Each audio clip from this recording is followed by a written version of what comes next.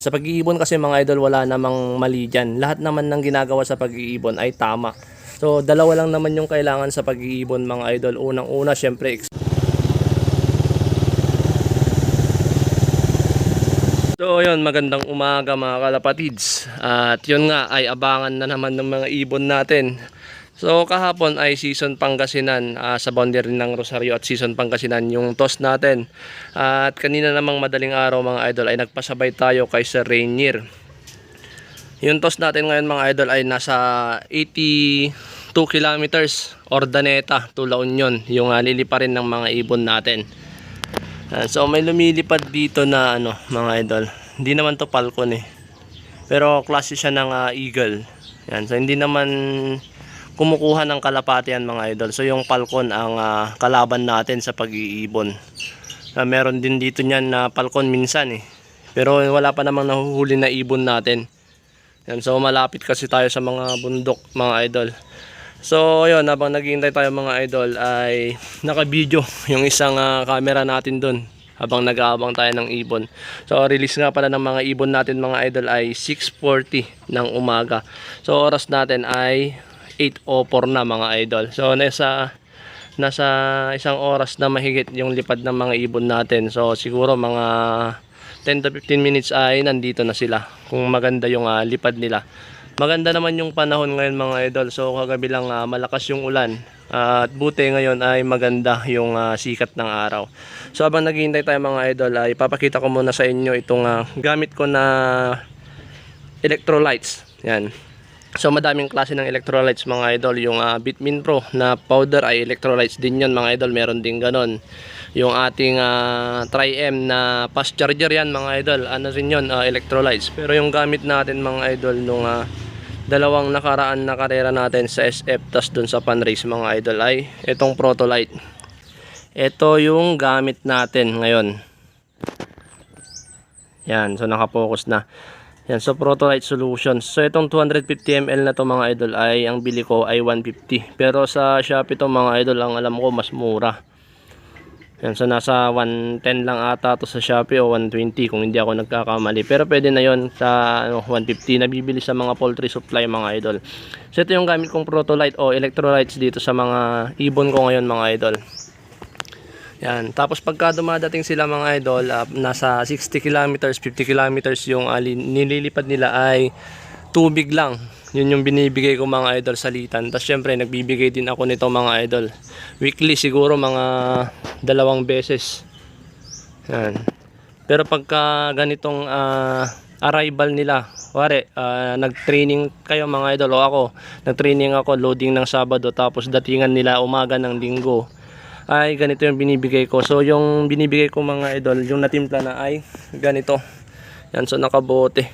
So ang laman nito mga idol ay ganyan, electrolytes, tapos merong halong asin mga idol. Tapos nilalagyan ko ng probiotics.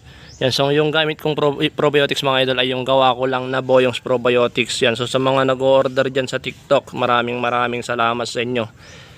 So yun yung gamit natin mga idol. Okay lang naman kahit anong probiotics yung ilagay nyo. Kung gusto nyong gayahin yung ganun na pampasalubong sa mga ibon ninyo, ay okay lang. Kasi lahat naman ng probiotics mga idol, basta malinis yung pagkakagawa, ay pare-parehas lang naman yan ng epekto. So yun yung ginagamit ko mga idol pagka-arrival sa mga nagtatanong. Madami kasi nag-PPM sa akin mga idol kung ano daw yung binibigay ko na inumin pagka-arrival. So ito lang mga idol, electrolytes, kahit anong electrolytes mga idol pwede, tapos may asin at saka probiotics. Yan, so napakabilis mag-recover ng mga ibon mga idol. So kung gusto nyong i-try, pwede nyong subukan. Yan, kung gamay nyo diba edi maganda pa, pero pagka hindi, edi ibahin nyo ulit. So ganun lang naman. Sa pag-iibon kasi mga idol wala namang mali dyan. Lahat naman ng ginagawa sa pag-iibon ay tama. So dalawa lang naman yung kailangan sa pag-iibon mga idol. Unang-una syempre experience. Tapos pangalawa mga idol ay common sense. Yan. So kung mayroon ka ng dalawang yan mga idol, experience at common sense, yan, magiging maganda yung pag-iibon mo. So kung lahat kasi mga idol ng turo ng mga kaming mga vlogger mga idol ay susundin nyo, lahat ng sinasabi ng iba't ibang vlogger mga idol, ay mas lalo kayong malilito. Yan, so mas mahirap 'yon. real talk yun mga idol. Ang kailangan nyo lang sa pag-iibon ay experience, tapos yun nga, common sense. Pero syempre kailangan nyo rin ng mga magagandang ibon. Yung mga talagang bloodline ng ibon ay yung talagang umuwi. Yan, meron din mga bloodline na pang smash, ganun mga idol. Pero syempre depende lang din sa kondisyon. Yan, so pasensya na kayo kung dyan nakatutok yung camera natin mga idol, kasi wala naman akong ibang tututukan nito. Kasi nag-aabang tayo ng mga ibon natin ngayon. So ayan mga idol, mga siguro nasa 8:20 to 8:30 ay nandito na yung mga ibon natin. Yan, so wala naman ng lambat dito sa La Union. Yun lang kasi yung nakakatakot minsan mga idol, kasi dito sa amin sa La Union ay sobrang daming lambat, lalo na sa gawing south. So ayan mga idol, nandito na yung mga ibon natin.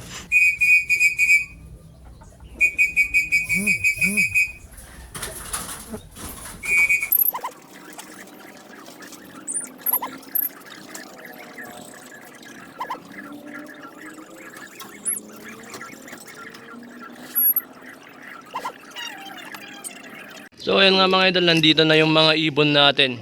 Yan, so maganda naman yung lipad nila. So time check natin ay 8:11. So tansya natin ay 8:20 o 8:30 mga idol. Pero mas maaga silang nakauwi mga idol.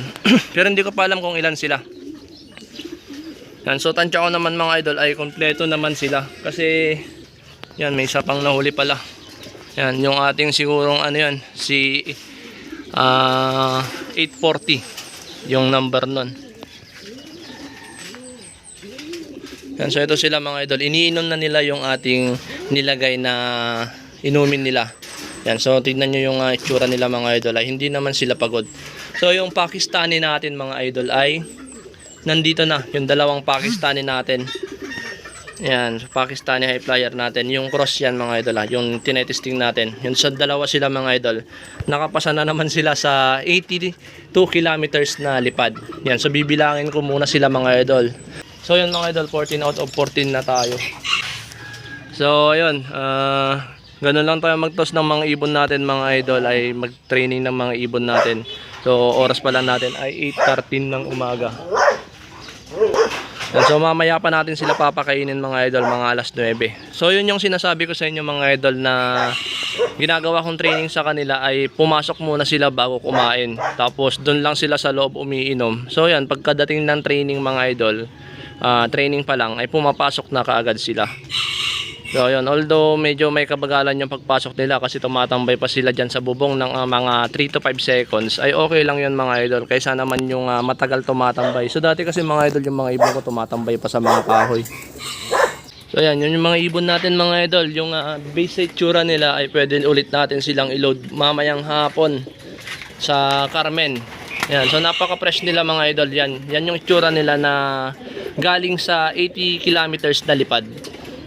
So yan mga idol, pagka galing sa lipad yung mga ibon ko, yun nga yung binibigay ko na electrolytes sa kanila na may halo. Yan, hindi rin nawawala dito yung grits mga idol. So pagkadatingan mga idol ay nakapondo talaga yung grits. At yun nga mga idol, kompleto na yung mga ibon natin. 14 out of 14 yung nilipad natin. Sa kondisyon nila na yan mga idol, check natin mamayang tanghali kung pwede silang ipasabay bukas o linggo sa Carmen naman. Yan, so kailangan yan mga idol, huwag nyong i-baby yung mga ibon ninyo, kasi pagka hindi sila nabatak o nasanay sa lipad ay kayo din yung mahihirapan sa huli. So yan lang mga idol, dito ko natatapusin itong video natin ngayong araw. Maraming salamat sa support at panonood. Happy flying and God bless mga idol.